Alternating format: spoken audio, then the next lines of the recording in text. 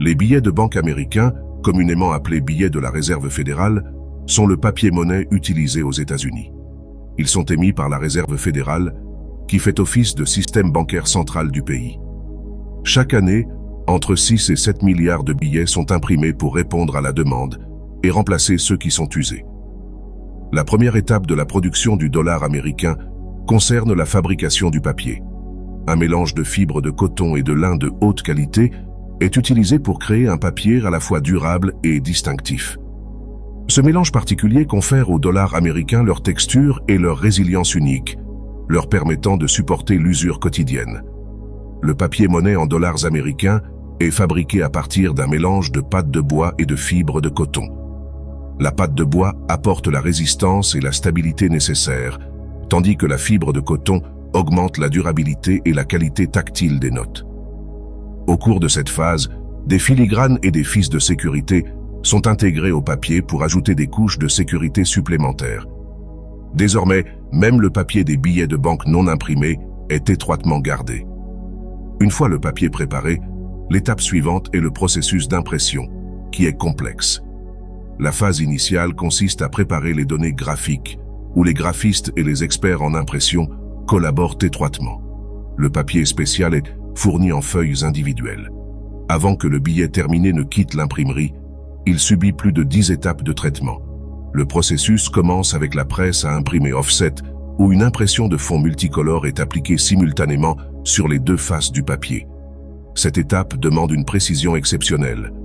Lors de l'impression offset, l'image à imprimer est d'abord transférée sur des blanchets en caoutchouc à partir des plaques d'impression. Ces blanchets appliquent ensuite l'encre sur le papier avec une précision et une cohérence remarquables. La méthode de transfert indirect permet d'obtenir des détails plus nets, des couleurs éclatantes et un alignement précis. L'une des étapes critiques du processus d'impression est l'impression taille douce.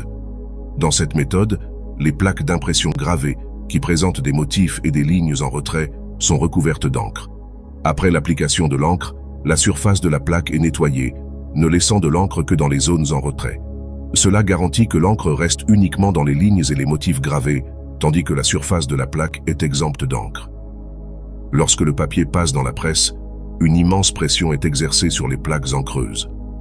Cette pression force l'encre des lignes en creux sur le papier, créant la texture en relief et les motifs complexes caractéristiques de l'impression taille douce. La pression aide également l'encre à adhérer fermement aux fibres du papier. Les billets, après avoir subi une impression en taille douce et d'autres procédés d'impression, sont ensuite introduits dans la presse à numéroter. Cette machine est conçue pour s'adapter aux dimensions spécifiques des billets. Une combinaison de lettres et de chiffres est appliquée à l'aide de la technique d'impression typographique, garantissant que chaque billet est unique et facilement identifiable. La prochaine étape du processus de production est le test, au cours duquel chaque détail du billet est méticuleusement examiné.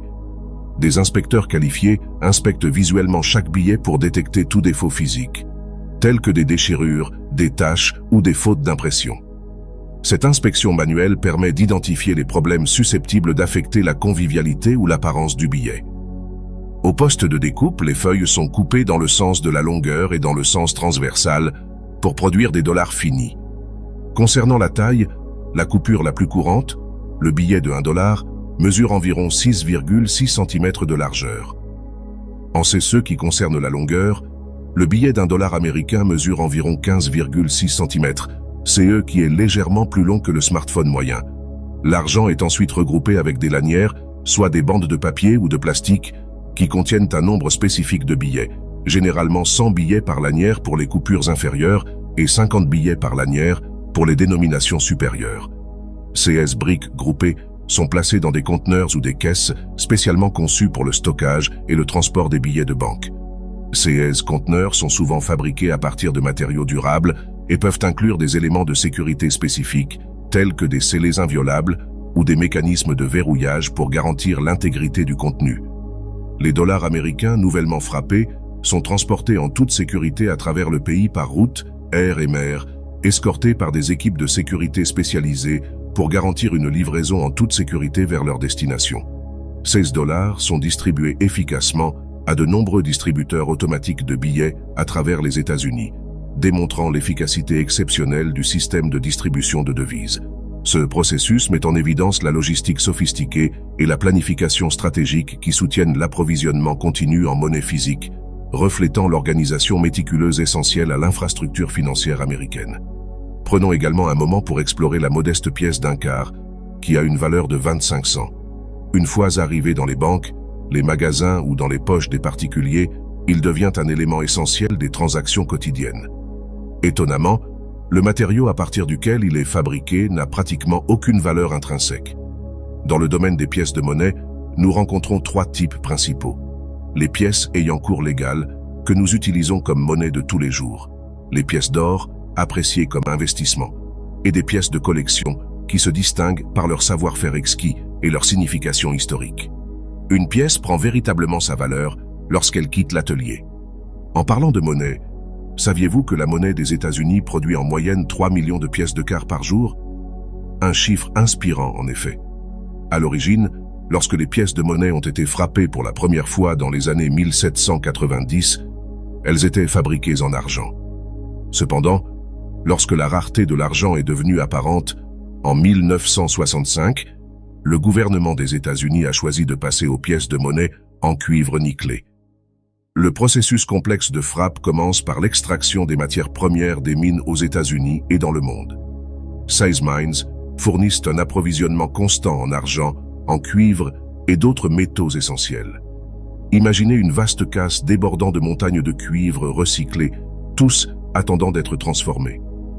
Grâce à la puissance d'une immense rampe hydraulique, le métal raffiné est fondu et allié, avec des métaux spécifiques soigneusement ajoutés pour obtenir la composition souhaitée. À la monnaie des États-Unis, les pièces sont fabriquées avec un mélange unique de 75% de cuivre et de 25% de nickel. C'est eux qui leur confèrent leur apparence et leur durabilité distinctes. Au fur et à mesure que le voyage de ces rouleaux de métal se poursuit, ils sont traités dans une presse à matrice, coupant méticuleusement près de 300 000 flancs de pièces par heure.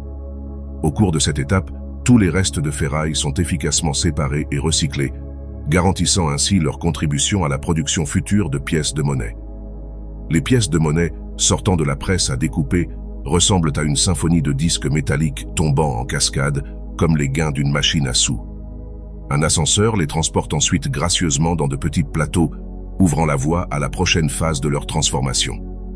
À ce stade, les pièces brutes sont de simples disques métalliques, dépourvus de tout signe distinctif et ne valant pas encore leur valeur éventuelle de 25 cents.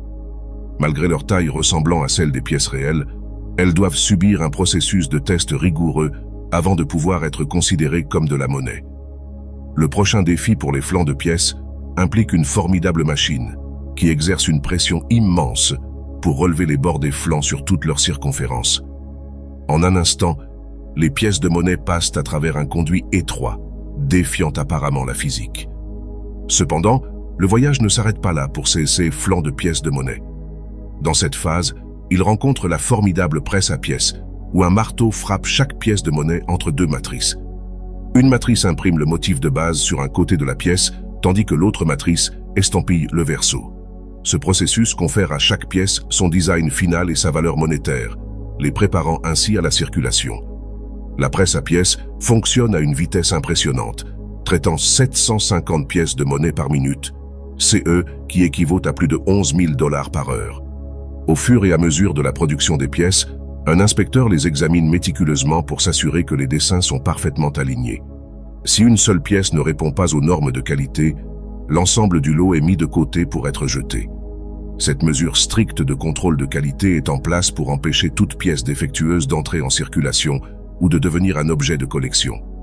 Ces pièces défectueuses sont immédiatement détruites. Cependant, lorsqu'un lot de pièces passe l'inspection sans défaut, c'est une raison de se réjouir. Ces pièces impeccables sont ensuite envoyées à un compteur automatique qui les conditionne efficacement dans de grands sacs. Chaque sac contient 200 000 pièces de quart, pour un montant de 50 000 $. Compte tenu de l'immense volume de pièces frappées quotidiennement, les pièces excédentaires sont stockées dans des conteneurs pour garantir que le processus de comptage reste efficace et que le système ne soit pas submergé par la grande quantité de pièces en attente de distribution. Si vous avez apprécié cette vidéo, n'oubliez pas de vous abonner à notre chaîne pour pouvoir voir davantage de nos futures vidéos. Merci d'avoir regardé et à bientôt.